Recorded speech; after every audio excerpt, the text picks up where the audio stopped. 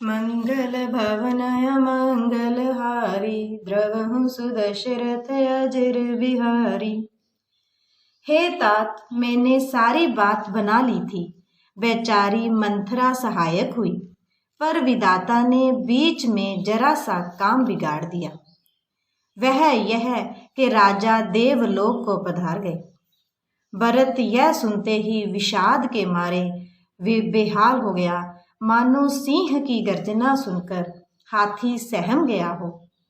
वे तात तात हा तात पुकारते हुए अत्यंत व्याकुल होकर जमीन पर गिर पड़े और विलाप करने लगे कि हे तात, मैं आपको स्वर्ग के लिए चलते समय देख भी ना सका। हाय, आप मुझे श्री राम जी को सौंप भी नहीं गए। फिर धीरज धरकर वे संभल कर उठे और बोले, माता, पिता के मरने का कारण तो बताओ।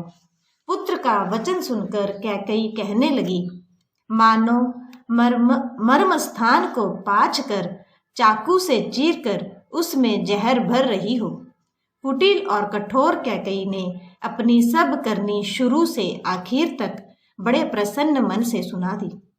श्री रामचंद्र जी का वन जाना सुनकर भरत जी को पिता का मरण भूल गया और हृदय में इस सारे अनर्थ का कारण अपने को ही जानकर वे मौन होकर स्तंभित रह गए, अर्थात उनकी बोली बंद हो गई और वे सन्न रह गए। पुत्र को व्याकुल देखकर कैकेयी समझाने लगी, मानो जले पर नमक लगा रही हो। वह बोली, हे तात, राजा सोच करने योग्य नहीं है। उन्होंने पुण्य और यश कमाकर उसका पर्याप्त भोग लिया। जीवन काल में ही उन्होंने जन्म लेने के संपूर्ण फल पा लिए और अंत में वे इंद्रलोक को चले गए। ऐसा विचार कर सोच छोड़ दो और समाज सहित नगर का राज्य करो। राजकुमार भरत जी यह सुनकर बहुत ही सहम गए, मानो पके गांव पर अंगार छू गया हो। उन्होंने धीरज धरकर बड़ी लंबी सांस लेते हुए कहा, पापनी, तूने सभी तरह से कुल का नाश कर दिया। हाय, यदि तेरी ऐसी ही अत्यंत बुरी रुचि दुष्ट इच्छा थी तो तूने जन्मते ही मुझे मार क्यों नहीं डाला। तूने पेड़ को काटकर पत्ते को सींचा है और मछली के जीने के लिए पानी को उलीच डाला, अर्थात मेरा हित करने जाकर उल्टा तूने मेरा अहित कर डाला। मुझे सूर्यवंश सा वंश दशरथ जी सरीखे पिता और राम लक्ष्मण से भाई मिले, पर हे जननी, मुझे जन्म देने वाली माता तू ही हुई। क्या किया जाए, विधाता से कुछ भी वश नहीं चलता। अरे कुमति, जब तूने हृदय में यह बुरा विचार ठाना, उसी समय तेरे हृदय के टुकड़े टुकड़े क्यों न हो गए। वरदान मांगते समय तेरे मन में कुछ भी पीड़ा नहीं हुई, तेरी जीभ गल नहीं गई, तेरे मुंह में कीड़े नहीं पड़ गए। राजा ने तेरा विश्वास कैसे कर लिया, जान पड़ता है विधाता ने मरने के समय उनकी बुद्धि हर ली थी। स्त्रियों के हृदय की गति विधाता भी नहीं जान सके। वह संपूर्ण कपट, पाप और अवगुणों की खान है। फिर राजा तो सीधे सुशील और धर्मपरायण थे, वे भला स्त्री स्वभाव को कैसे जानते। अरे जगत के जीव जंतुओं में ऐसा कौन है जिसे श्री रघुनाथ जी प्राणों के समान प्यारे नहीं हैं। वे श्री राम जी भी तुझे अहित हो गए, वैरी लगे। तू कौन है, मुझे सच सच कह। तू जो है सो है। अब मुंह में स्याही पोतकर मुंह काला करके उठकर मेरी आंखों की ओट में जा बैठ। विधाता ने मुझे श्री राम जी से विरोध करने वाले तेरे हृदय से उत्पन्न किया, अथवा विधाता ने मुझे हृदय से राम का विरोधी जाहिर कर दिया। मेरे बराबर पापी दूसरा कौन है। मैं व्यर्थ ही तुझे कुछ कहता हूँ। माता की कुटिलता सुनकर शत्रुघ्न जी ने सब अंग क्रोध से जल रहे हैं, पर कुछ वश नहीं चलता। उसी समय भांति भांति के कपड़ों और गहनों से सजकर कुबरी मंथरा वहां आई।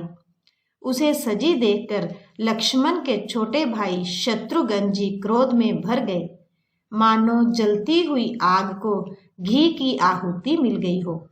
उन्होंने जोर से तक कर कुबड़ पर एक लात जमा दी। वह चिल्लाती हुई मुंह के बल जमीन पर गिर पड़ी। उसका कुबड़ टूट गया, कपाल फूट गया, दांत टूट गए और मुंह से खून बहने लगा। वह कराहती हुई बोली, हाय देव, मैंने क्या बिगाड़ा, जो भला करते बुरा फल पाया। उसकी यह बात सुनकर और उसे नख से शिखा तक दुष्ट जानकर शत्रुघ्न जी जोंठा पकड़ पकड़ कर उसे घसीटने लगे। तब दयानिधि भरत जी ने उसको छुड़ा दिया और दोनों भाई तुरंत कौशल्या जी के पास गए। कौशल्या जी मैले वस्त्र पहने हैं, चेहरे का रंग बदला हुआ है, व्याकुल हो रही हैं, दुख के बोझ से शरीर सूख गया है। ऐसी दिख रही हैं मानो सोने की सुंदर कल्प लता को वन में पाला मार गया हो। भरत को देखते ही माता कौशल्या जी उठ दौड़ी, पर चक्कर आ जाने से मूर्छित होकर पृथ्वी पर गिर पड़ी। यह देखते ही भरत जी बड़े व्याकुल हो गए और शरीर की सुध बुलाकर चरणों में गिर पड़े। फिर बोले, माता, पिताजी कहाँ हैं? उन्हें दिखा दे। सीता जी तथा मेरे दोनों भाई श्री राम लक्ष्मण कहाँ हैं? उन्हें दिखा दें। कैकई जगत में क्यों जन्मी, और यदि जन्मी ही तो फिर बांझ क्यों न हुई? जिसने कुल के कलंक, अपयश के भांडे और प्रियजनों के द्रोही मुझ जैसे पुत्र को उत्पन्न किया। तीनों लोकों में मेरे समान अभागा कौन है, जिसके कारण हे माता तेरी यह दशा हुई। पिताजी स्वर्ग में हैं और श्री राम जी वन में हैं। केतु के समान केवल मैं ही इन सब अनर्थों का कारण हूँ।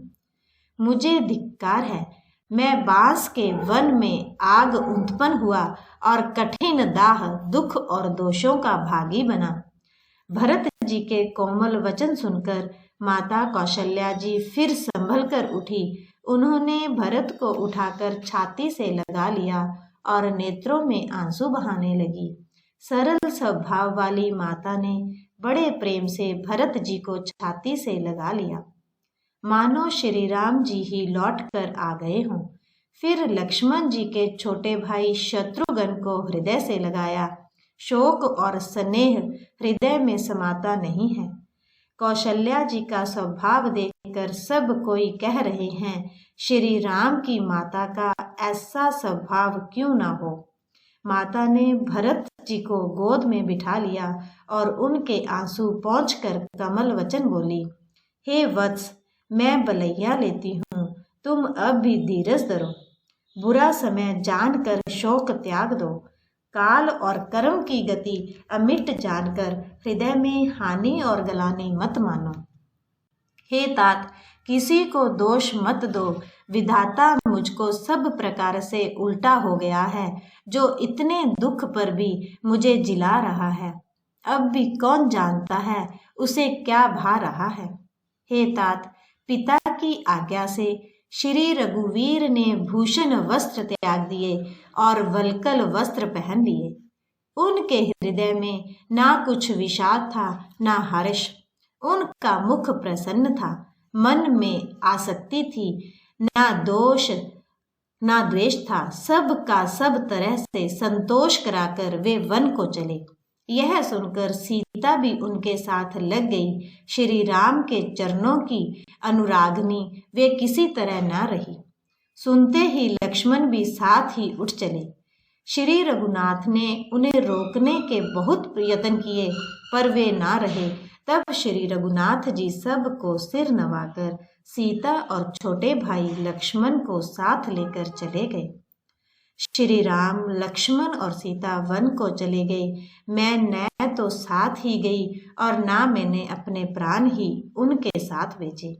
यह सब इन्हीं आंखों के सामने हुआ, तो भी अभागे जीव ने शरीर नहीं छोड़ा। अपने स्नेह की ओर देखकर मुझे लाज भी नहीं आती। राम सरीखे पुत्र की मैं माता। जीना और मरना तो राजा ने खूब जाना।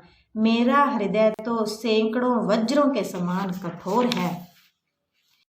कौशल्या जी के वचनों को सुनकर भरत सहित सारा निवास व्याकुल होकर विलाप करने लगा। राजमहल मानो शोक का निवास बन गया। भरत शत्रुघ्न दोनों भाई विकल होकर विलाप करने लगे। तब कौशल्या जी ने उनको हृदय से लगा लिया, अनेकों प्रकार से भरत जी को समझाया और बहुत सी विवेक भरी बातें उन्हें कहकर सुनाई। भरत जी ने भी सब माताओं को पुराण और वेदों की सुंदर कथाएं कहकर समझाया। दोनों हाथ जोड़कर भरत जी छल रहित पवित्र और सीधी सुंदर वाणी बोले। जो पाप माता पिता और पुत्र के मारने से होते हैं और जो गौशाला और ब्राह्मणों के नगर जलाने से होते हैं, जो पाप स्त्री और बालक की हत्या करने से होते हैं और जो मित्र और राजा को जहर देने से होते हैं, कर्म वचन और मन से होने वाले जितने पातक एवं उपपातक बड़े छोटे पाप हैं, जिनको कवि लोग कहते हैं, हे विधाता, यदि इस काम में मेरा मत हो तो हे माता वे सब पाप मुझे लगे। जो लोग श्री हरि और श्री शंकर जी के चरणों को छोड़कर भयानक भूत प्रेतों को भजते हैं, हे माता, यदि इसमें मेरा मत हो तो विधाता मुझे उनकी गति दे। मेरे प्रभु राम जय जय राम, मेरे मन बस जाओ सीताराम। मंगल भवन अमंगल हारी, द्रवहु सुदशरथ अजर बिहारी। जय सिया राम जय जय सिया राम।